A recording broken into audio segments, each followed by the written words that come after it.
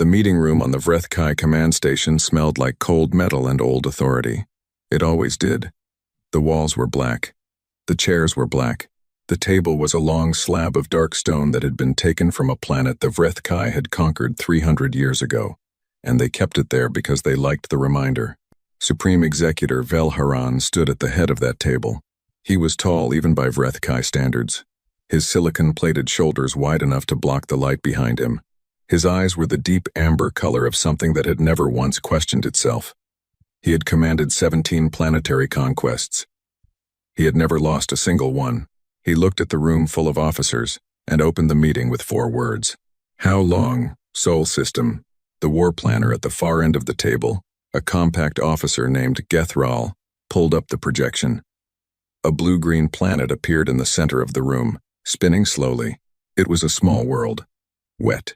Covered in one dominant species that the conclave of inhabited worlds had catalogued, assessed, ranked, and largely ignored for the past 60 years. 11 rotation, Gethrail said. Conservative estimate. We based it on their infrastructure density, population distribution, and military capacity, as registered with the Conclave Fleet Registry. And their Vorlon score? Gethrail pulled up the file. 2. Someone in the room made a sound. It was a quiet sound, low in the throat. The kind a person makes when they are told something so obvious. It almost feels like an insult to say it out loud. The Vorlon scale was the galaxy's standard tool for measuring how dangerous a civilization was. It ran from 1 to 12. A score of 1 meant the species was essentially harmless. They had fire, maybe wheels, possibly a religious conflict or two, but nothing that qualified as actual warfare. A score of 12 meant the Conclave gave that species a very wide path, and spoke to them only when absolutely necessary. A score of 2 meant a species had weapons, had used them, but had not yet figured out how to use them in any way that threatened anyone outside their own solar system. The Valesi scored a 2. The Valesi resolved political disagreements with a form of competitive flower arrangement. Velharan looked at the spinning blue-green planet. 11 rotations, he said. Not a question. A deadline being set. 11 rotations, Gethrail confirmed. The fleet will enter the Sol system at the outer edge, broadcast the standard conquest declaration, and advance on the primary population centers. We have pre-mapped 612 high-density zones. The Human Conclave Registry shows a civilian fleet of approximately 400 vessels, mostly cargo and transit. No registered warships above Class 3. Casualty projection on our side? Minimal. Statistically negligible. Velharan nodded once. That was the end of the analysis for him. He was already thinking about what came after the resource extraction schedule, the labor conversion protocols, the way the blue-green planet would look on the Vrethkai star maps once it had been properly absorbed. He almost closed the meeting there. Almost. From the left side of the table a hand went up, not a dramatic gesture, just a hand, raised like someone asking a quiet question in a room where quiet questions were not especially welcome. Sub-Commander Uriel Dawn was not the most senior officer in the room. She was not the loudest. She had a narrow face and careful eyes and a habit of going very still when she was thinking, the way certain deep-water creatures go still, right before they move. She had spent 3 full cycles embedded near human space as part of a trade observation assignment, not combat, not intelligence, just watching the way the humans moved their ships around, the way they built their stations, the way they talked to each other on open frequencies. Sub-Commander, Velharan said. Not warm, just acknowledgement. I want to request a delay, Uriel Dawn said. The room did not move. But the quality of the stillness changed. 90 rotations, she continued, for deeper reconnaissance of the Sol system, specifically the outer planets and the region beyond. The outer planets are mapped, Gethrail said. Gas giants, ice, debris fields. The humans use the asteroid belt for mining operations, which are logged in the Conclave Registry. I know what the registry says. Then what is your concern? Uriel Dawn took a breath. She knew, even as she was speaking, that this was the kind of moment where what she said next would either be heard or filed away and forgotten. She had been in enough meetings to know the difference between a room that was listening and a room that was waiting for you to stop talking. This room was waiting. She said it anyway. When I was on the trade observation posting near Kepler Station, I spent time watching human communication patterns. Not military communication, civilian. The way their cargo pilots talk to each other. The way their station commanders respond to routine problems. She paused. They are calm. Very calm. The kind of calm that is not natural. The kind of calm you learn. Velharan looked at her. You want to delay a 600-ship deployment because human cargo pilots sound calm. I want to delay it because I have been near these people, and they do not behave like a species that scores a 2. Silence. Gethrael set down his tablet. The Vorlon assessment was conducted by a certified panel using standardized methodology. The humans submitted full documentation of their military capacity to the Conclave Registry. Their fleet is logged. Their weapon systems are logged. Their defensive installations are logged. I know. They scored a 2. I know what they scored. Velharan held up one hand, and the back and forth stopped. He looked at Uraeldon for a long moment. He was not angry. He was something quieter than angry, which was in some ways worse. Sub-Commander, in your time near human space, did you observe any unregistered military vessels? No. Any weapon systems not logged with the Conclave? No. Any military activity that contradicted their Vorlon assessment? She hesitated. One beat. No.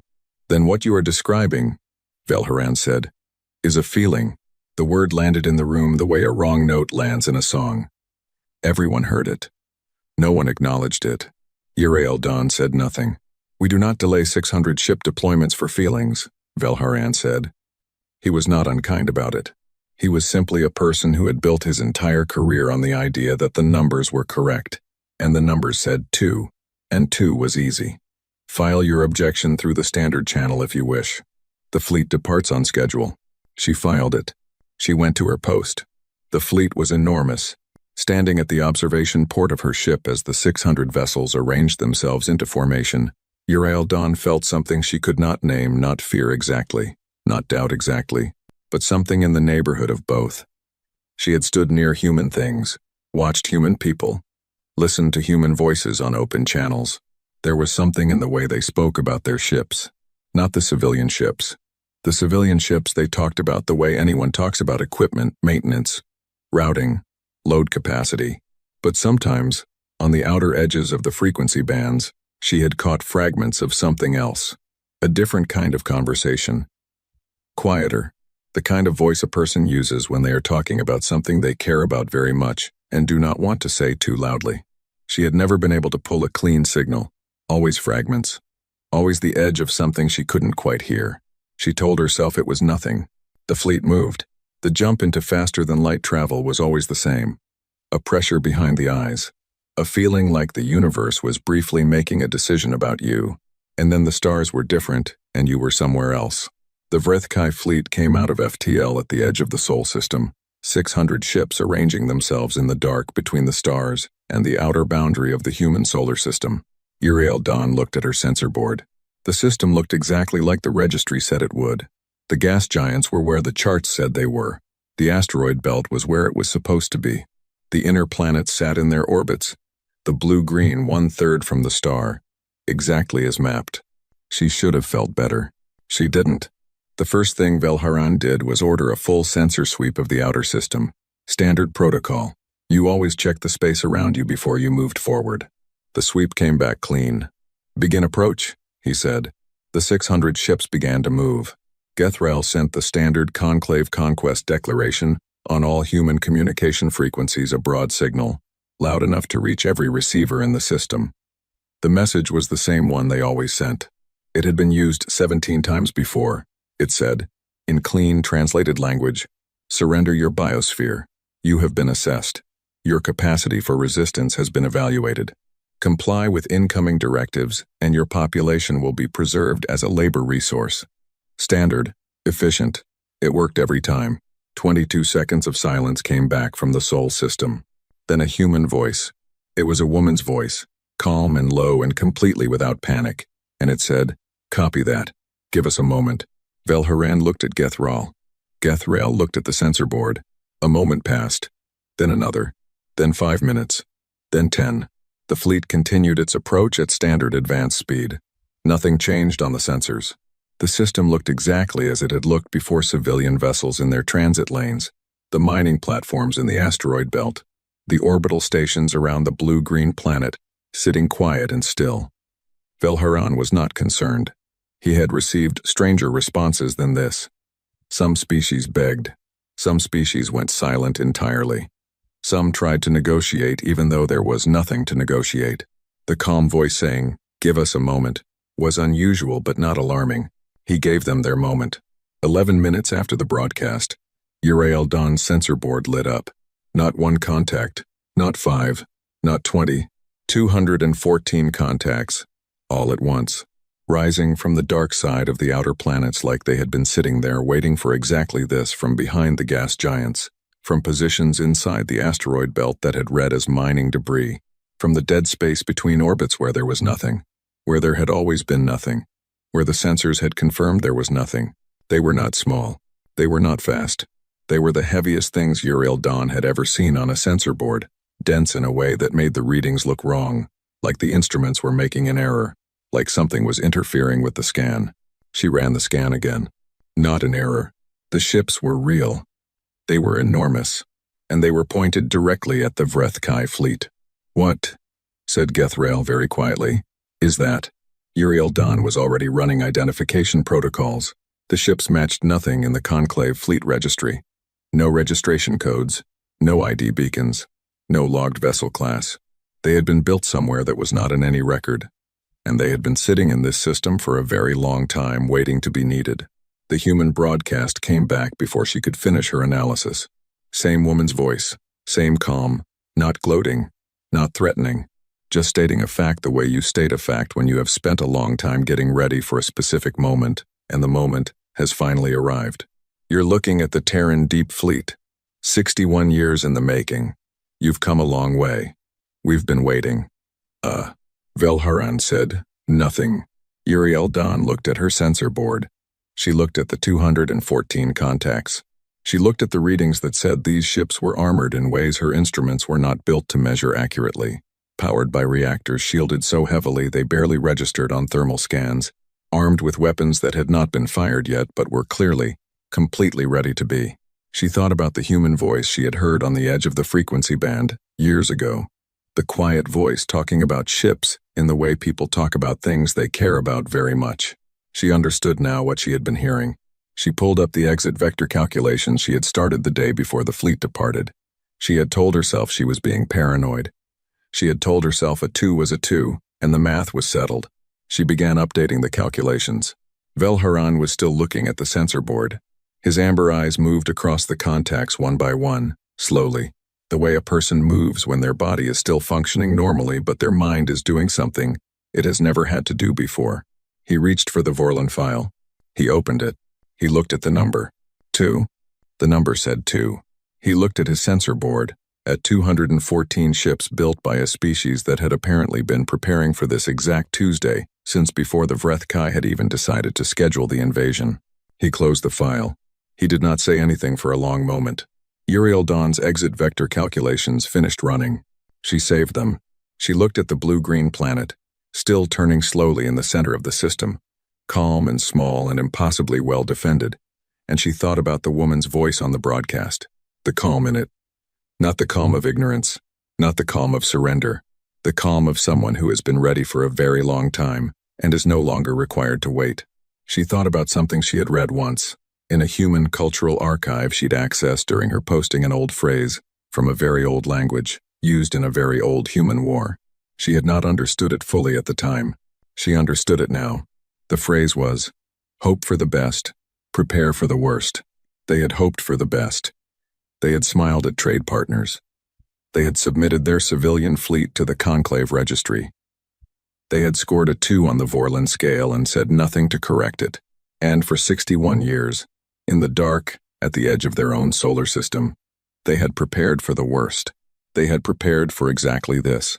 The Vreth-Kai fleet hung in space, 600 ships that had never lost, facing 214 ships built by a species that had spent 61 years, making sure they would not have to lose either.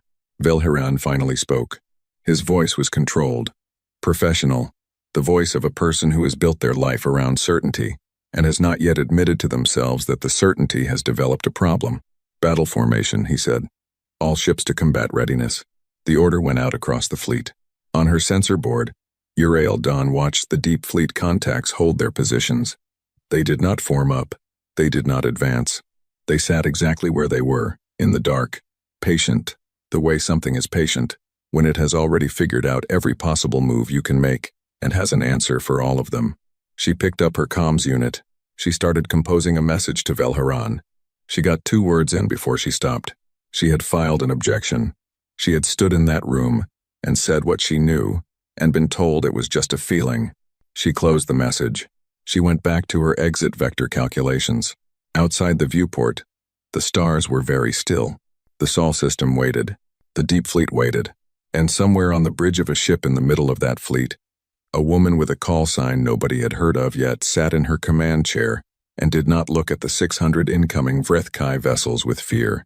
She looked at them the way someone looks at a problem they have already solved. She had been looking at this problem for 61 years. She picked up her headset. She said 2 words to her weapons officer. Fire plan. The weapons officer said, ready. She said, execute. The waiting was over. The first 6 ships died before Velharan finished the word, return. He said return, and then his tactical display showed 6 contacts. Simply stop being contacts. No distress signal. No emergency broadcast. No slow structural failure that gave a crew time to evacuate. One moment they were there, 6 Vrethkai destroyers, each crewed by 400 officers, each armed with weapons that had leveled cities on 7 different worlds, and then they were not there. They were debris, drifting, tumbling, cooling metal in the dark between the planets. Velharan said, fire. The Vrethkai fleet opened up with everything it had, a coordinated wall of weapons fire that would have overwhelmed any military installation the Conclave had on record for a species with a score below 6. The guns were good. The targeting systems were excellent. The Vrethkai had spent 200 years perfecting the art of the first, devastating salvo, the kind that breaks the enemy's will before the enemy has time to decide if they have any will left to break. The deep fleet took it, not without damage. 3 human ships took direct hits in the opening exchange, their hulls registering impacts that should have split them open. 2 of them kept moving. One slowed, drifted, fired twice more before finally going dark. The other 198 kept coming. Uriel Dawn watched her sensor board with the focused attention of someone who has stopped being surprised but has not yet stopped being scared. The human ships were wrong in ways she kept trying to catalog. Their hulls read as too dense on the sensors, not armored in the normal way, where you add layers on the outside, but dense all the way through, like something that had been built from the inside out with the specific goal of absorbing punishment and continuing to function regardless. She pulled up the technical analysis her instruments were generating in real time and read the numbers twice. The human ships had redundant everything. Redundant engines, redundant power routing, redundant weapon systems, redundant structural supports. If you destroyed one system, the next system was already running. If you destroyed that, there was a third. It was not efficient design. It was the design of a species that had thought very carefully about what happens when things go wrong, and had decided the answer was, nothing stops. Gethral, at the tactical station, was issuing corrections to the targeting solution every 30 seconds, as the human fleet's approach broke apart into something that wasn't a standard formation. They weren't moving like a fleet. They were moving like water moving around a problem, breaking into smaller groups, flowing through gaps in the Vrithkai firing lanes, finding angles that a conventional advance should not have found. They're splitting their targeting, Gethrel said. Each group is focused on a different ship class. They're ignoring our mid-range destroyers entirely. Velharan understood it a half-second later. They're taking out the flagships first. Yes. How did they know which ships were flagships? We didn't broadcast command designations. Gethrel looked at his board. He didn't answer, because the answer was one he did not want to say out loud, which was, the humans had apparently figured it out on their own, perhaps from the formation patterns, perhaps from power output signatures, perhaps from something else entirely, that the Vrethkai tactical manual had never considered worth hiding, because no enemy had ever needed to look for it before. The battle was 7 minutes old. The Times UNSS Unrelenting Times was not the largest ship in the Deep Fleet. It was not the most heavily armed. What it was central, positioned in the middle of the human formation, The way a spine is positioned inside a body, the thing everything else is connected to. Admiral Sarah Voss stood at the command console rather than sitting in the command chair, because she had a habit of standing when she was working. And this was the most intensive work of her life. She was 44 years old. She had joined the Terran Deep Fleet program at 19, when it was still classified above the level of most governments, when the people running it would look at recruits and ask a single question: "Do you believe they're coming?" She had said yes without hesitating. She had spent 25 years inside the program. She had watched the ships get built in the dark, at the edge of the solar system. She had trained the crews. She had written and rewritten again the tactical doctrine that was currently being executed across 200 ships in real time. She had a call sign times, headstone times that she had not chosen but had accepted because she understood what it meant. You put a headstone down when something is finished, when what was coming has come and been met and been ended. She was here to end it. Group 3. Angle 15 degrees starboard and hit the second formation's left flank, she said into her headset. Her voice was the same tone she used when she was going over maintenance schedules. Group 7. You've got a window on their command ship in about 40 seconds. Don't wait for confirmation. Take it. Across the fleet, her orders moved. The groups moved. The human formation shifted in ways that the Vreth Kai tactical computer was updating to track every 8 seconds, which was not fast enough, because the Deep Fleet was moving faster than that. She had not designed the fleet to be fast. Speed was not the point. She had designed it to be smart. 23 minutes into the engagement, Geth Ral reported that they had destroyed 11 human ships. Velharan said, "Our losses?" Geth Ral looked at the board. 41. The number landed in the command center the way a structural failure lands, not loudly, but with a deep, settling weight that changes the shape of everything around it. Velharan had lost ships before. All commanders did. But in 17 campaigns he had never reached a point where the exchange ratio was moving against him and accelerating. 41 Vreth Kai ships, 11 human ships, and the human ships that had been destroyed. He pulled up the combat logs. Most of them had been hit by concentrated fire from 3 or more Vreth Kai vessels simultaneously. The humans had built their ships to survive hits that would have ended any other vessel in the Conclave's military registry. You did not kill them with 1 shot. You did not kill them with 2. You had to pour everything you had into a single target until it finally, stubbornly, stopped. Meanwhile, his own ships were dying from single, precise, human salvos. He pushed this information to the back of his mind. He was a commander. He had resources. 600 ships was a lot of ships. He could sustain losses and still win. The math still worked in his favor, he told himself. He had to sustain more losses than he'd planned. That was all. The outcome was still the same. He told himself this. He adjusted his formation and pushed the advance. On the far edge of the battle, in a small vessel she had tucked behind the largest rock she could find in the asteroid belt, Uriel Dawn watched the sensor feed and worked on 2 things at the same time. The first thing was the exit vector calculation. She updated it every few minutes as the battle moved, keeping it current, keeping it ready. She was not sure she was going to need it. She was not sure she wasn't. The second thing was a message she had been composing for the past 20 minutes and had not sent. It was addressed to the Times Unrelenting. She had found the ship's frequency through the battle communications that the human fleet was transmitting openly, not encrypting their internal comms, which struck her as either very careless or very confident, and she had stopped believing it was careless about 30 minutes into the engagement. The humans wanted the Vreth Kai fleet to hear them talking to each other. She did not know why yet. The message she was composing was simple. She had stripped it down to the core of what she wanted to say, which was, "I am a Vreth Kai officer. I opposed this invasion. I can give you the current formation disposition and the command ship ID codes. I am not asking for anything in return." She read it back 3 times. She thought about Velharan's face when he had told her, a feeling was not a reason to delay a fleet. She sent it. The response came back in 4 minutes. She had not expected a response at all, so 4 minutes felt like immediately. The response said, "Noted. Find a rock. Hide behind it. Voss." She looked at the sensor feed. She was already behind a rock. She sent back, "Already done." No response came. Voss was busy. That was fine. Eldon opened a second file and began sending what she had promised: the formation data, the command ship codes, the communication schedule she had memorized from the pre-deployment briefings. She sent it all, and then she closed the channel and sat in the dark of her small vessel and watched the battle continue. The formation data reached the times, unrelenting times, and Voss looked at it for 45 seconds.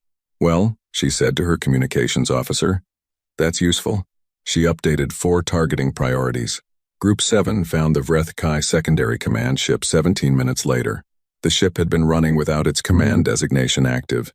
Vel Haran, having ordered the codes, scrambled after the first command ship was hit. It had not helped. Voss's new information had given Group 7 the power output signature to look for instead. The secondary command ship lasted 4 minutes under concentrated fire. Then it was debris too. Hour 2 of the battle. The Vreth Kai fleet had lost 67 ships. The Deep Fleet had lost 19. The exchange ratio was not improving from the Vreth Kai perspective, and Vel Haran had stopped expecting it to improve. He had moved past the phase of the battle where he was thinking about winning, and into the phase where he was thinking about managing, holding the line, finding a way to make the losses sustainable, buying time for his tactical computer to find a weakness in the human formation. The tactical computer had been trying for 90 minutes. It kept telling him the same thing. There was no weakness in the human formation, because the human formation was not a formation. It was a system. Every ship was connected to every other ship through a communication network that updated faster than his targeting systems could track. And every time he found what looked like a gap, the gap closed before he could push through it. As if the humans had already predicted he would look there. He called for a full-power weapons charge on the forward batteries and pushed his remaining ships into a concentrated central drive. A single, massive punch aimed at the heart of the human fleet. It was the move you made when subtlety had failed, when the math had failed, when you needed to break through the center and scatter the enemy into pieces you could hunt separately. His 490 remaining ships accelerated. The human fleet did not scatter. It opened. Like a hand opening, the center pulled back. The outer group swung inward, and the massive Vreth Kai central drive sailed into a corridor that had appeared from nowhere, and immediately filled on both sides with human ships, firing inward from both flanks simultaneously. Vel Haran had 6 seconds to understand what had happened. The human fleet had let him in because it was better for them if he was inside the formation than outside it. He had walked into the hand. The hand closed.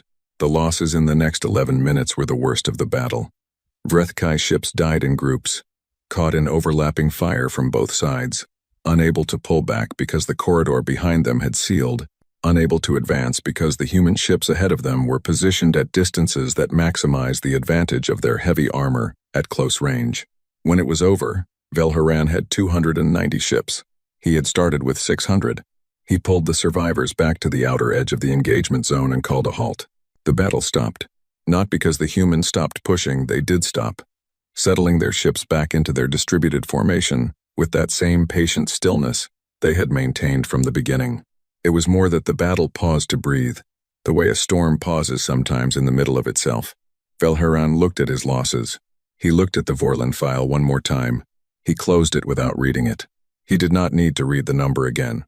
The number had never been wrong before, and was entirely wrong now, and he was not yet ready to think about what that meant, because thinking about what it meant would require him to answer a question he had been avoiding since the first 6 ships had vanished off his tactical board.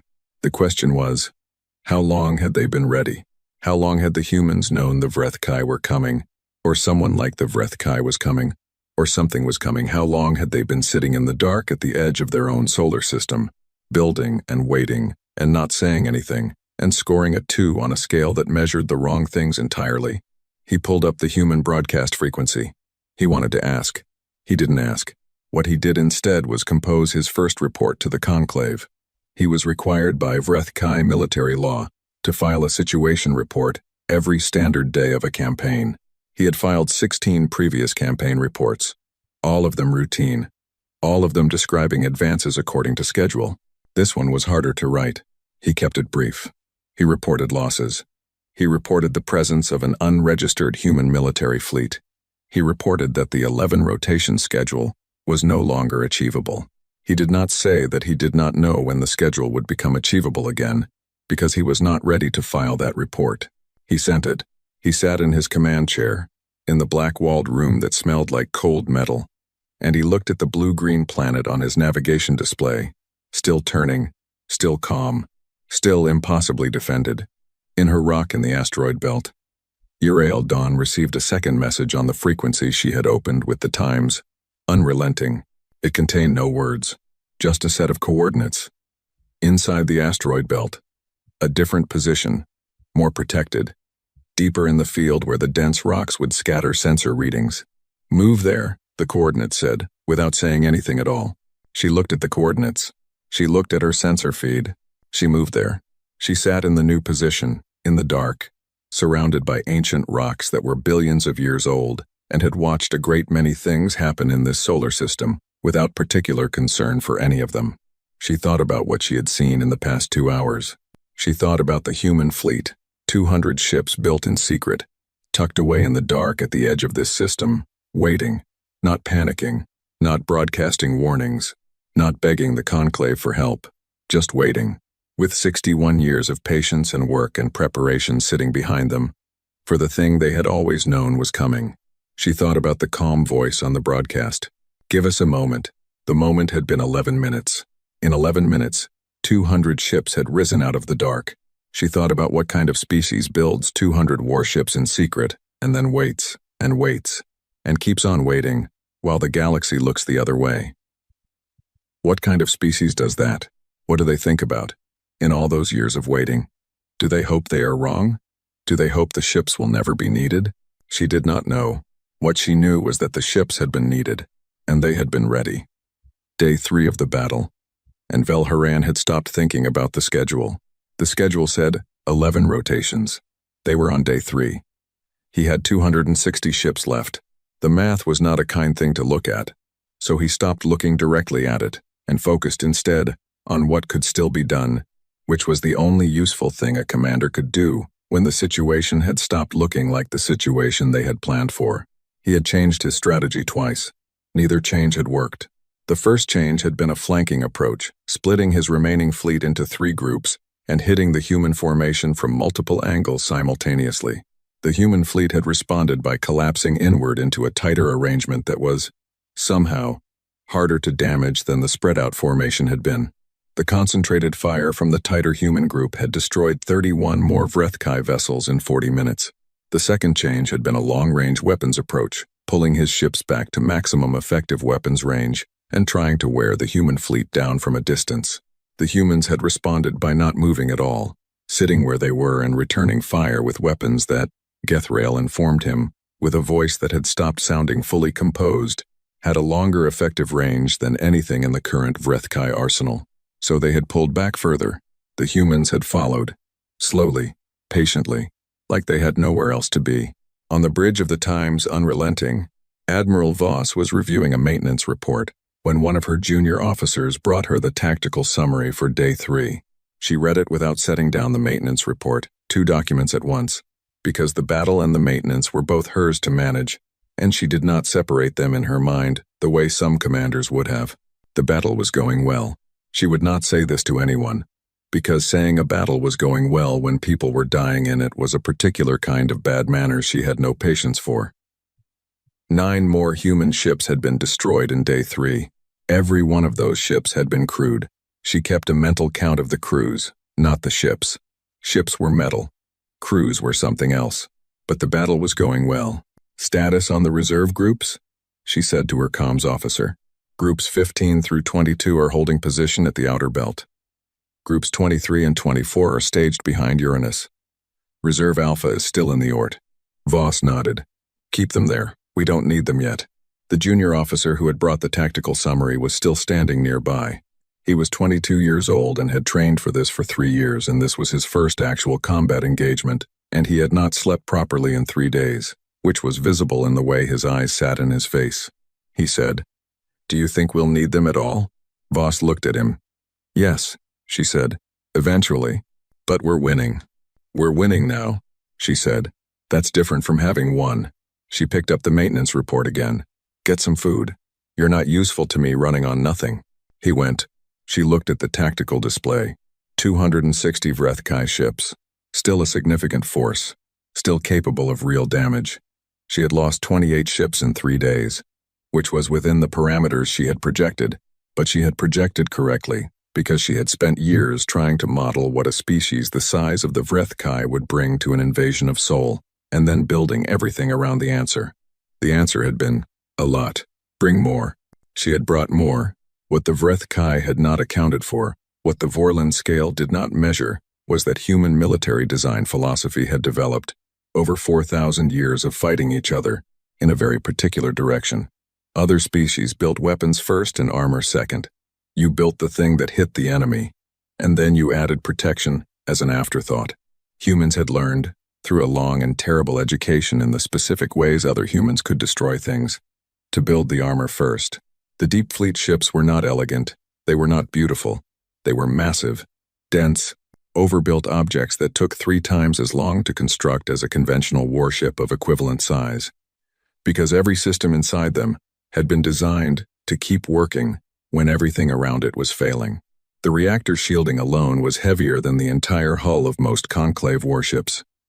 The weapons were not the most sophisticated in the galaxy, but they were accurate, they were powerful, and they were backed by enough redundant power routing that you could lose 60% of the ship's internal systems and still fire them. The Vrethkai had faster ships, better communications, more sophisticated targeting. They had all the advantages the Vorlon scale actually measured. They just kept hitting things that wouldn't break.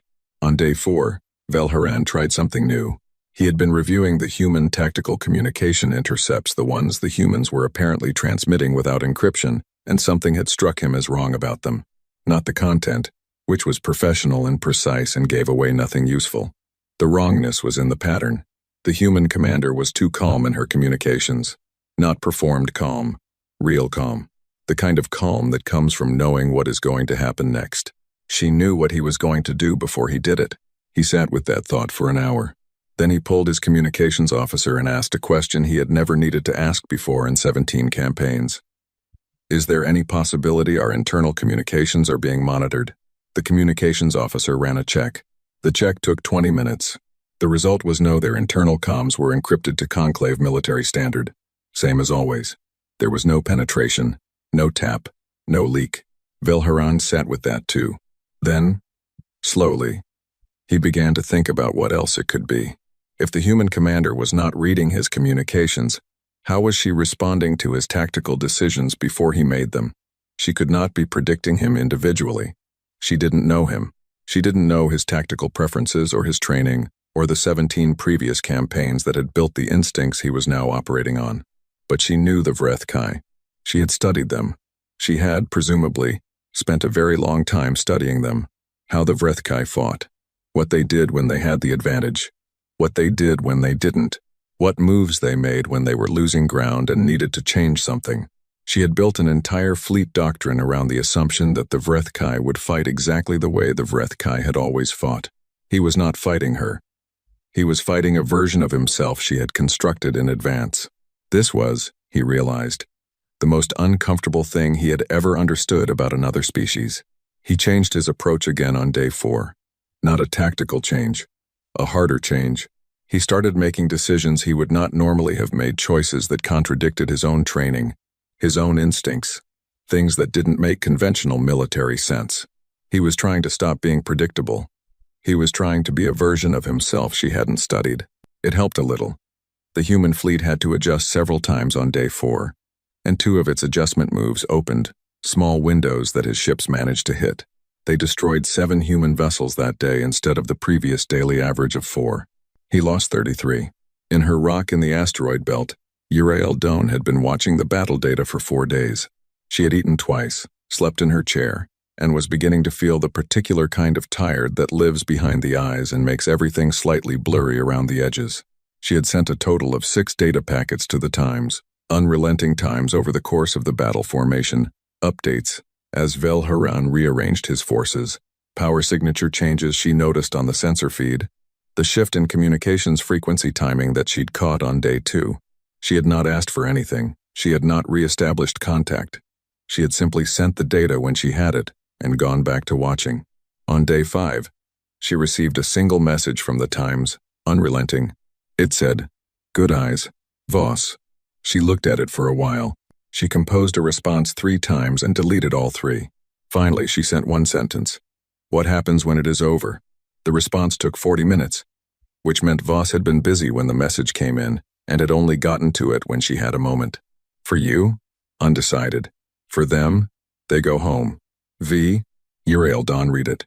Read it again. They go home. Not. They are destroyed. Not. They are captured. Not. They are processed as war criminals. They go home. She put her communicator down and went back to watching the sensor feed. Day 5 was when the reserves appeared. Velharan had pushed his remaining forces into a new configuration, wider, more spread out, designed to cover more of the human fleet's flanks and prevent the closing hand maneuver that had cost him so much on Day 2. It was a reasonable response to Day 2. Gethrael had suggested it. The tactical computer had agreed it was the correct adjustment. 17 minutes into the new configuration, the sensor board added contacts. Not 214 this time.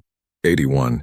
They came from inside the asteroid belt, from behind the gas giants, from positions that the new formation had accidentally exposed when it spread out, positions that could not be reached by the wider formation without completely reorganizing, which would take time, during which the new ships would be free to move. Velharan looked at his board. He counted the new contacts. Then he looked at the remaining human fleet, which had not used this moment to advance. It was waiting, holding its position, as if it didn't need to advance because the new arrivals were already moving into positions that would complete the tactical picture without any help from the main fleet. The new ships moved into a pattern he recognized after a moment. They were closing off his exit vectors, not blocking them entirely. There were gaps, but the gaps led to specific corridors, and at the end of those corridors, the main fleet was waiting. They were not attacking him. They were hurting him. Executor, Gethrael said. His voice had fully lost its professional tone now. He was saying the word the way a person says it when they don't know what comes next. The new contacts are blocking our primary retreat path. I can see that. What are your orders? Velharan looked at his 219 remaining ships. He looked at 291 human ships on his board, the original fleet, plus the new arrivals. He did the math. He gave the order to push forward on the central axis. Hard. Everything they had, trying to punch through before the new arrivals finished closing the flanks. It was the right move. It was possibly the only move. You didn't wait to be surrounded. You hit before the trap closed. The human main fleet came forward to meet him. They did not panic. They did not scatter. They came forward like a wall, the way Velharan had come forward 17 times, in 17 campaigns, on 17 different worlds, certain of the outcome, and he had the strange and deeply unpleasant experience of understanding, for the first time in his life, what it must have felt like to be on the other side of that wall. The battle on Day 5 lasted 9 hours. When it was over, Velharan had 112 ships. He had started with 600. He called for a full stop. He called his remaining commanders on a private channel and told them to hold position and maintain defensive formation and wait for his orders. His voice was steady. He had maintained a steady voice for 5 days, and he was going to maintain it now because it was the only thing he still had complete control over. He sat in his chair. He looked at the blue-green planet. Then he picked up the general communications channel and made a broadcast to the Deep Fleet. This is Executor Velharan of the Vrethkai 7th Conquest Fleet. I am requesting a halt to combat operations for the purpose of transmitting a formal communication to the commanding officer of your fleet. Silence. Then Voss's voice came back. Calm. Not gloating. Just there. This is Admiral Voss. Go ahead, Executor. He had planned to say something composed. Something that a commander says when they are discussing terms. Something that did not admit to everything the past 5 days had made undeniable. What he said instead was, "How long were you building them?" Pause. The first ship laid keel in 2181. Voss said, "We commissioned the last one 9 months ago." He calculated the years. 61 years. About that. Before you had reliable faster-than-light transit. Yes. You started building warships before you could reach the stars. We knew something was out there, Voss said. We figured it was better to be ready. Velharan sat with that. He had conquered 17 worlds. He had looked at the Vorlon scale scores for all of them, and the numbers had always been right. The numbers had told him what he was walking into. The numbers had never been wrong. The number had said 2. The Vorlon scale, he said, did not account for you. No, Voss said. It didn't. He sent his first honest report to the conclave that night. Not the managed version. Not the version that framed the losses as temporary. The honest one. He described the deep fleet. He described the tactics. He described what the Vorlon scale had missed, and how it had missed it, and what the cost of that missing had been. He ended it with one sentence. The Vorlon scale does not account for these people. He sent it. He looked at the stars. Somewhere in the asteroid belt, in her rock, Uriel Dawn was looking at the same stars. She pulled up the message from Voss again. They go home. She was not sure yet which home she meant when she thought about that word. She had a home on the Vrethkai station, where she had been posted. She had a room there, a small one. It had a window. She looked at the Sol system outside her ship's viewport. It was a quiet system, clean. The blue-green planet turned. The star burned. The asteroid belt drifted. She thought about the fact that this species had looked at the galaxy around them 61 years ago and decided, without knowing who was coming or when or in what number, that when they came, they would not find humanity unprepared, not defiant, not aggressive, not warmongering, just ready. There was a difference, she thought. A significant one. She was still working out what the difference was. Outside, the battle was paused, and the stars were very still. The battle ended on day 7, not with a final explosion, not with a dramatic last stand. It ended with Velharan's 112 ships requesting safe passage out of the Sol system, and Voss granting it on 3 conditions. All weapon systems powered down, all propulsion held to minimum transit speed, and a single Terran observer vessel would accompany the Vrethkai fleet to the edge of the system. Velharan accepted all 3, without negotiating. The human observer ship was small and fast, and it stayed behind the Vrethkai formation the whole way out, quiet as a shadow, running no communications, just watching, making sure. When the last Vrethkai vessel crossed the edge of the Sol system, the observer ship stopped, held position, watched the Vrethkai fleet make their jump to FTL and vanish. Then it turned around and went home. Voss received the confirmation from the observer ship's captain. They're out. System is clear. And stood for a moment without responding. Her comms officer waited. Her tactical officer waited. The whole bridge waited, with the specific quality of waiting that happens when everyone knows something significant has just finished, and nobody is quite sure how to be now that it's done. Voss said, "Battle log closed. All hands, stand down from combat readiness. Group commanders, begin recovery operations." She took off her headset and set it on the console. She walked to the back of the bridge where the observation bay was a small room, barely big enough for 6 people, with a wide, curved viewport that looked out at the stars. She went in. She closed the door. She stood at the viewport and looked at the Sol system, the asteroid belt, the gas giants, the inner planets, and beyond them, the blue-green one. She was holding a photograph. Paper. Old. The image was of a woman in her 50s, standing in front of a construction frame that was too massive to fit fully in the picture, just a section of it, a curve of hull plating the size of a city block, still raw and unfinished, lit by temporary work lights. The woman in the photograph was squinting against the lights and smiling. The woman was Voss's mother. Her mother had spent 30 years working on the Deep Fleet construction program in the Oort Cloud. She had been on the team that designed the hull density specifications that had made the Vrethkai weapons so frustratingly ineffective. She had retired 6 years ago. She was still alive, living in a city near the coast in a country that would have been destroyed in 11 rotations if the fleet had not held. Voss looked at the photograph. She looked at the stars. She did not cry. She was not going to cry. Not because crying was wrong or weak, but because she had set that aside a long time ago, and it would come back to her later, in its own time. And she knew that from experience. Grief found its moment. You did not have to find it first. What she felt now was something that did not have a clean name. Not triumph. Triumph was too light for what had been spent to get here. Not relief, because relief implied she had been afraid, and she had not been afraid exactly, she had been ready, which was different. What she felt was closer to the way the ground feels after a long storm. Quiet, still, permanently changed in small ways you would not be able to measure, until later. She stood there for 11 minutes. Then she put the photograph in her jacket pocket and went back to the bridge. There was a lot of work to do. The recovery operations took 6 days. 28 deep fleet ships had been destroyed in the battle, some of them going dark quickly, and some taking time. The crew recovery numbers from the debris fields were difficult. The deep fleet rescue teams worked around the clock, methodical and professional, and at the end of 6 days the numbers were what they were, and could not be made better by working longer. Voss read the final count herself. She did not ask anyone to summarize it. Then she sat down and wrote 28 individual messages. Not the standard casualty notification format that military systems generated automatically. Her own words. It took her 3 days. She sent them through the official Terran Defense Council channels with a personal flag that indicated they were from the fleet commander directly. She did this in the time between managing the recovery operations and the political situation. The political situation was considerable. The conclave of inhabited worlds had been receiving signals for 7 days. The first signals had been politely confused official inquiries about the unregistered military vessels appearing on sensors near Sol.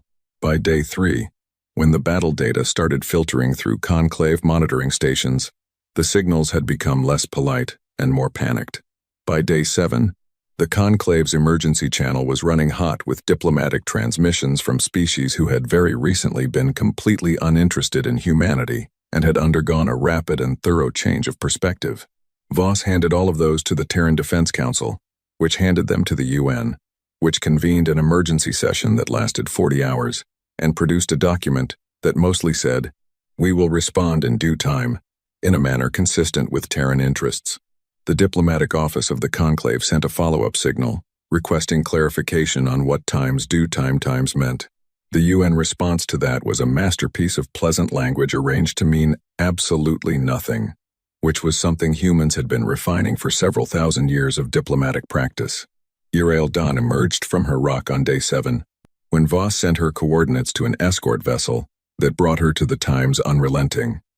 The escort vessel was crewed by a woman named Chen who did not ask any questions, which Uriel Dawn was grateful for, because she did not have good answers to the most obvious ones. The Times Unrelenting Times was larger from the inside than she had expected. Clean, functional, without decoration, every surface was working surface. Every space was justified. She had been in Vrithkai warships all her life, and they had a particular aesthetic of controlled intimidation. The black walls, the dark stone, the heavy presence of authority built into every design choice. The Times Unrelenting Times did not look intimidating. It looked busy, like a place where people worked. The ensign who met her at the docking bay was young, the same young ensign she had seen referenced in the communications logs. She realized. He had a friendly face and looked like he had recently stopped being exhausted and was now in the phase where he did not quite know how to exist without exhaustion. "Sub-Commander Uriel Dawn," he said. "Yes, I'm Ensign Dara Reyes. I'll take you to Admiral Voss." He paused. "Are you hungry? I can get something from the galley. We have honestly a lot of options. We over-provisioned for a long campaign." She looked at him. "Yes," she said. "Food would be acceptable." He smiled. It was a genuinely warm expression, completely without performance. She had spent 5 years studying humans and she could tell performed warmth from real warmth, and this was real. She did not entirely know what to do with that. He brought her to a small room near the command section. Food on a tray, she could not identify most of it, but ate what she could and went to tell Voss she was there. He came back 20 minutes later. "The Admiral will see you now." The meeting with Voss was short. The Admiral was smaller than Uriel Dawn had constructed in her head from the voice on the communications channel. Medium height, lean, with short gray-streaked hair, and the face of someone who had spent decades making difficult decisions and had found a way to live with most of them. She was standing when Uriel Dawn entered, which meant she was still in work mode, which meant this was a functional meeting rather than a social one. Voss looked at her for a moment. "You sent me 6 data packets," she said. "They were all useful. The formation change on day 4 saved 2 of my ships." Uriel Dawn said, "I filed a formal objection to the invasion before the fleet departed. It was denied." "I know. We intercepted your objection." Uriel Dawn had not known they could do that. Voss said, "You want to know what happens to you?" "Yes. The Conclave will process the Vrethkai personnel through standard post-conflict protocols. Repatriation. You're entitled to go with them." Voss paused. "You can also apply for observer status here." I'll support the application, if you choose to make it. Why? Because you did the math when it mattered, Voss said. People who do the math when it matters are useful. Uriel Dawn sat with that. I will think about it, she said. Take your time. Voss picked up a tablet from her desk. She was already moving on to the next thing. As Uriel Dawn was beginning to understand, she always was. Reyes will show you to quarters. We'll sort out the formal arrangements when the Vrethkai transport arrives. That was the end of the meeting. Walking back through the corridors of the Times, unrelenting Times with Ensign Reyes, Uriel Dawn watched the crew. They were tired. They were visibly, deeply tired in the way that 5 days of combat exhaustion sits in a body. The shoulders carry it, the eyes carry it, the particular quality of silence in a hallway carries it, but they were functional, moving with purpose, nodding to each other when they passed. Someone in one corridor was laughing quietly at something on a small screen. The sound quickly muffled when they noticed her. She noticed that nobody looked at her with hostility. Curiosity, yes. Wariness, some. But not hostility. She found this difficult to process. They had just spent 7 days fighting her species. They had lost 28 ships, and the people in them, and the crew of the ship that had won, walked past the officer from the enemy fleet without hostility. She stopped walking. Reyes stopped too, looking at her. Can I ask you something? She said. Sure, he said. Why do they not? She searched for the right word. Why do they not hate me? Reyes thought about it. Not performing thought, actually thinking. We've got a saying, he said. Sort of old. Hate the war, not the soldier. It's not universal. Some people feel differently, but it's the general direction most of us try to go. She processed this. You had 61 years to become angry, she said. To watch for something coming and build hate alongside the ships. Dupli. Yeah, Reyes said. Some people did. And the rest? He shrugged. A small, entirely human gesture. Built the ships instead of the hate. Figured if it came to this, we'd need the ships more. She looked at him. He looked at her. Can we keep walking? He said. I haven't eaten since this morning, and there's only so long I can be inspiring on an empty stomach. She discovered, to her own considerable surprise, that she almost smiled. The Vrethkai transport arrived 3 days later. Standard Conclave civilian vessel, unarmed, sent to collect the surviving fleet personnel and the remains of Velharan's command group. The survivors were processed through the Times, unrelenting's Times, docking bay in groups, quiet, subdued, avoiding the eyes of the human crew who processed their boarding in a professional and entirely non-humiliating way. Velharan came last. He was brought to a small meeting room for the formal end-of-conflict documentation that Conclave protocol required. Voss was already there, seated this time, the paperwork laid out in front of her. They signed the documents. Conclave standard form, cessation of hostilities, withdrawal confirmation, damage acknowledgement. When it was done, the room held a silence that neither of them filled immediately. Then Velharan said, I want to know what the Vorlon scale missed. Voss looked at him. Everything that can't be measured by looking at what you've built, she said.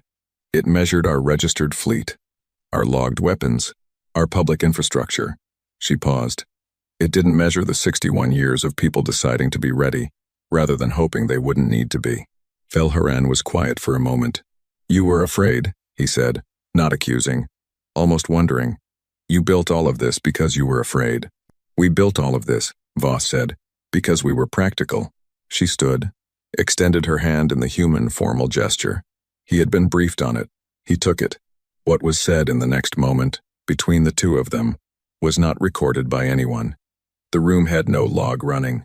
Uriel Dawn, who had been standing outside in the corridor, heard nothing through the door. What she saw when Velharan came out was different enough from what he had looked like going in that she almost did not recognize him. Not destroyed, not defeated in the simple sense of losing a battle. Something had gone out of him. The part that had never questioned anything. He stopped when he saw her. He said 3 words in Vrethkai. Then he walked to the transport, and she did not see him again. When Reyes asked her later, because Reyes always asked, it was apparently a fundamental quality of his personality, what Velharan had said. She was quiet for a moment. In your language, she said, the closest meaning is, again, never. She had made her decision by then. She had submitted the observer status application 2 days before. Voss had signed the recommendation. She was staying. She stood at the viewport of her quarter's small room, a window, not so different from home, and watched the transport take the Vrithkai personnel away. She watched until the ship was too small to see and then continued watching the space where it had been. The Sol system was quiet. The blue-green planet turned in the distance, catching the light of its star, looking exactly like the pictures she had seen of it in the archives. Unremarkable, small, impossibly alive. She had come to this system as part of a fleet that intended to own it inside 11 rotations. She was now a resident. She had not made this decision sentimentally. She was not a sentimental creature. She had made it because of the math, because of everything she had watched in 7 days of battle, because of the calm voice on the broadcast, the 61 years of preparation, the ships rising from the dark, the ensign who could not be inspiring on an empty stomach, and 3 words from a broken executor who had never in his life been required to be afraid. She stayed because of the math. The math said this was where things were going to happen next, whatever next times turned out to be. The conclave of inhabited worlds had existed for 412 years. In that time it had managed trade disputes, border conflicts, 3 cases of species-level extinction events, and 1 full-scale war between the Heth Confederacy and the Osol Republic that had lasted 20 years and reshaped the western arm of the galaxy. It had processed the membership applications of 67 species. It had adjudicated 614 formal complaints. It had held thousands of emergency sessions. It had never held an emergency session quite like this one. The session lasted 40 hours. The representatives of 31 species sat in the great chamber of the conclave station, a vast circular room designed to make everyone feel equally small, which usually worked and looked at the battle data from the Sol system on their displays and said nothing useful for a very long time. The Heth ambassador said, they had no registered military fleet above Class 3. No one responded to this because it did not require a response. Everyone knew what the registry said. The registry was the problem, the Malri representative said. They submitted complete documentation to the conclave. We have their signatures. They declared all registered vessels. There is no violation of conclave transparency protocols. The Heth ambassador said. The ships were not registered. The Malri representative said. There is no requirement to register ships that have not left your home system. Silence. This was technically correct. The conclave transparency protocols required member species to register military vessels that operated in shared interstellar space. The Deep Fleet had never left the Sol system. It had been built in the Sol system, had operated within the Sol system, and had engaged an invading force within the Sol system. Every ship was, by strict legal definition, a domestic vessel. 3 more species representatives looked at their legal advisors. The legal advisors all had the same expression. The Uzal representative, who was old enough to have been alive during the war with the Heth, and therefore had a specific relationship with the concept of military surprise, said very quietly, the question we should be asking is not whether they violated protocol. The question is how long we were wrong about them, and what else we are wrong about. That landed differently. The chamber went a different kind of quiet. The Vorlon Commission was the conclave's response to its own embarrassment. Assembled within 10 days of the battle's end, it was the most qualified panel that had ever been put together for the purpose of reassessing a species' military classification. It included 3 leading xenosociologists, 2 former military commanders, a conclave data analyst who had designed the original Vorlon scale methodology, and an independent observer from a neutral species that had never interacted with humanity. They reviewed everything, the battle data, the 61 years of construction records that the Terran Defense Council released voluntarily in a gesture of transparency that the Commission found simultaneously reassuring and somehow more alarming than secrecy would have been, the tactical doctrine documents, the reserve fleet deployment logs, the weapons specifications, the hull density engineering records that showed, in precise and readable technical language, exactly how and why the Deep Fleet ships had been built to absorb the kind of fire the Vrethkai fleet was capable of producing. They studied it all. They ran the Vorlon scale calculations. The lead assessor, a Malri named vessel theorist Orath, had been doing this work for 40 years. She had recalibrated 4 species Vorlon scores during her career, always upward when species surprised her, never by more than 3 points. She had a reputation for precision. She looked at her calculations. She ran them again. Then she wrote the Commission's private memo to the Conclave Council. It was 3 sentences. We recommend not publishing a revised score. A number invites comparison, and this species should not be compared to anything currently in the Conclave Registry. We recommend instead a new classification category, which we have tentatively labeled prepared. She attached a footnote explaining what times prepared times meant.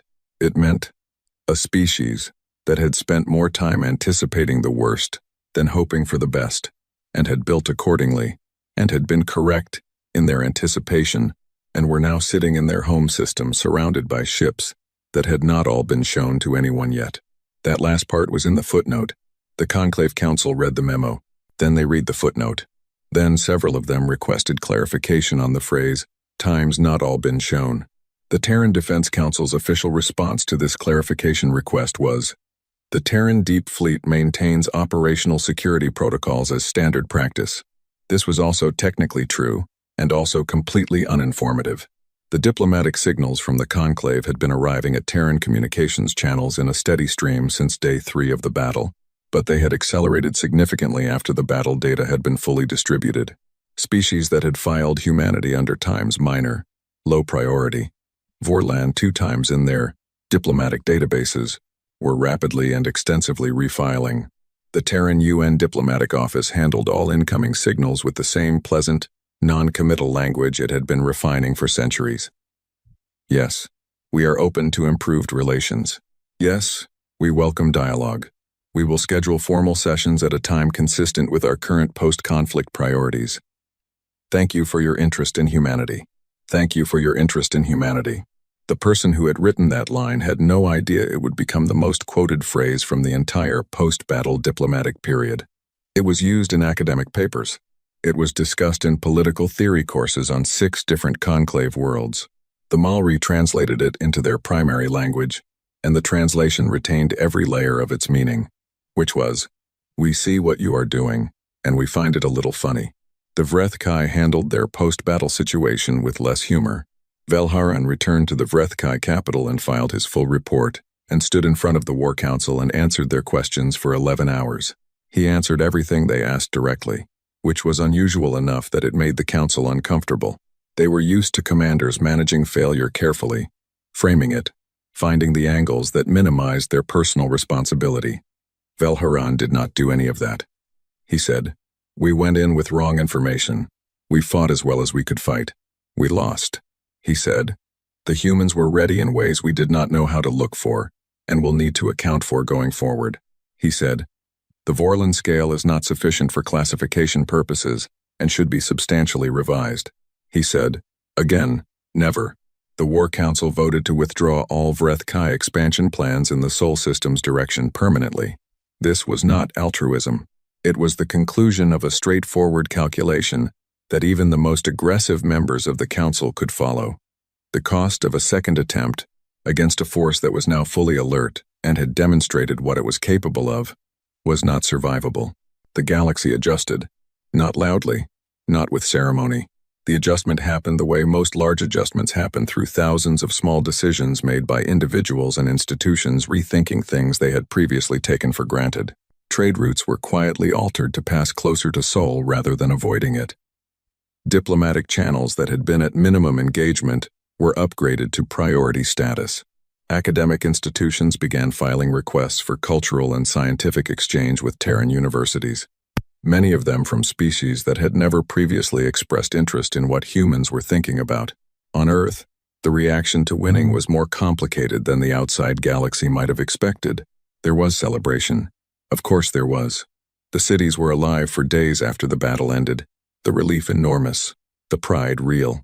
For a week, every public screen on Earth showed the same images: the Deep Fleet rising from the dark, the Vrethkai fleet in retreat, the observer ship watching them go. People cried in the streets. People laughed in the streets, both at the same time. And then the names started being read. The names of the crews of the 28 ships that had been destroyed. Each name read in full, by a different person, in a different city. Broadcast across all public channels, simultaneously. It took 4 days to read all of them. The planet that had been celebrating went quiet in a particular way during those 4 days. Not grief that replaced the relief. Both, at the same time. The way it always is when a thing has been won and you count what was paid. Voss was in Canberra for the official ceremony, when the battle was formally closed on the Terran defense record. She stood on a stage in a large public space and received the honors and said the right things and looked composed.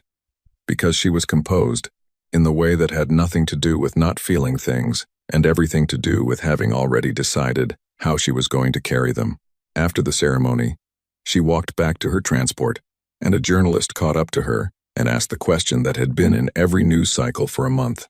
Admiral, what do you say to the species in the conclave who are now seeking friendships with Earth? The same species who looked the other way when the Vreth-Kai fleet departed. Voss stopped walking. She looked at the journalist. She said, I say welcome. I say we look forward to productive relations. I say the people who built and crewed the Deep Fleet did it so we would have the option of choosing our future rather than having it chosen for us. We've done that. Now, we get to decide what we build next. Number 3. And the Deep Fleet itself? The journalist said. There are calls in some member states for decommissioning, for a show of good faith to the conclave. Voss smiled. The Deep Fleet is not a threat to anyone, she said. It is a guarantee. There is a difference. She got in her transport. The journalist stood on the steps and typed their notes.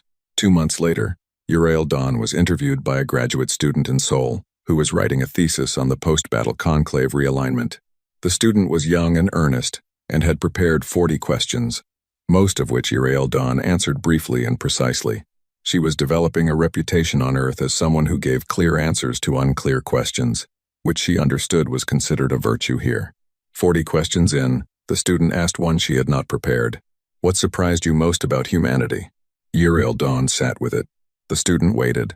She had learned, interviewing this particular subject, that you waited. Uriel Dawn said, every spacefaring species I know of, every one built weapons when they felt strong. When they had resources, stability, confidence, strength made weapons. She paused. Your species built weapons when you felt vulnerable. When you did not know what was out there. When you had no confirmation that anything was coming. Another pause. You were afraid, and instead of hiding that fear, you made it into something useful, something structural. You built the fear into the hull and launched it into space. The student was typing fast. Is there a word for that in your language? The student asked. Uriel Dawn thought about it for a long time. No, she said. I do not think we had the concept. The interview was published the following week, and the one-line times you built the fear into the hull and launched it into space-times went further than anything else in the piece, translated into 47 conclave languages, discussed in diplomatic briefings and academic papers and, eventually, carved into the dedication wall of the Terran Deep Fleet Memorial that was built 2 years later in the asteroid belt, near the position where the first Vreth-Kai ship had been destroyed. Not a triumphant monument, a quiet one, names on stone, a dedication. And that line, the Deep Fleet did not stand down. This was not an aggressive act. It was not announced as a policy. It simply continued to be what it had always been, ships in the dark, in their positions, quiet and ready, registered now with the conclave registry because there was no longer any reason not to, but positioned exactly as they had been during the 61 years before anyone knew they existed. The conclave's new diplomatic representative to Earth was a Malri named Essen Rule, who arrived at the Terran orbital station with a 12-person delegation and a careful briefing package that contained, among other things, a note from vessel theorist Orath advising him that the humans were polite, patient, and not to be underestimated in any interaction, formal or informal. Essen Rule was thorough. He read the briefing package 3 times. He arrived prepared. He was met at the docking bay by a Terran diplomatic aide who showed him to his quarters. The quarters were comfortable. The station was clean and well-maintained. The human staff were professional and friendly. He looked out the viewport of his quarters at the space around the station. He could see the asteroid belt in the distance. He could not see any ships. He asked the diplomatic aide, making conversation, trying to establish rapport why the Deep Fleet vessels were not stationed in visible orbit. Would that not be reassuring? A display of presence?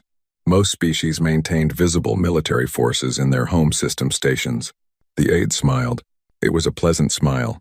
"They're more reassuring where they are," the aide said. Essenrule looked at the viewport, at the asteroid belt in the distance, at the dark space between the planets where nothing was visible and something was, without any doubt, there. He turned back to the aide. "Of course," he said. He did not ask about it again. Uriel Dawn moved into a small apartment in Seoul 3 months after the battle. She had a room with a window. The window looked out at the street below, which was always moving people and machines, and the complex daily business of a species that never seemed to stop doing things. She watched it for long periods, the way you watch something when you are still learning what it means. She had been given a position at the Conclave Liaison Office, translating and advising on Vrethkai diplomatic communications. She was good at it. She was good at most things she decided to be good at. In her second month in Seoul, she received a communication from the Vrethkai diplomatic office, a formal one, signed by the new War Council chair, who had replaced the previous one after the post-battle accounting was finished. The communication informed her that her military commission had been formally retired, as she had ceased active service. It included her full service record. It included the filed objection from before the fleet's departure now, she noticed, marked in the record as time substantiated. She read that word several times. Substantiated. She folded the communication and put it in a drawer. She went to the window. The street was busy, same as always. Someone below was arguing over the price of something at a market stall. A child was running ahead of her parents' reach with the specific determination of someone who has decided this particular direction is the correct one. 2 people were sitting on steps eating food from containers and talking loudly about something she could not hear. It was, she had been slowly learning, a loud species, full of arguments and children running and people sitting on steps, full of contradictions she had not finished cataloging, capable of 61 years of quiet patience, and also of being completely unable to resolve a market stall dispute without both parties raising their voices. They had built 200 ships in the dark and waited with perfect discipline, and then come home to argue about prices and run ahead of their parents and eat lunch on the steps. She was still working out what the difference was. She was fairly certain she had several years of working it out still ahead of her. This was, she had decided, acceptable. The street was busy.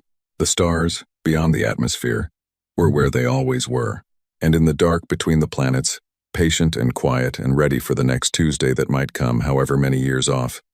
From whatever direction the deep fleet held its positions and waited, as it had always been built to do, as it would continue to do, for as long as it was needed, which, if you asked Admiral Voss, was the same as always.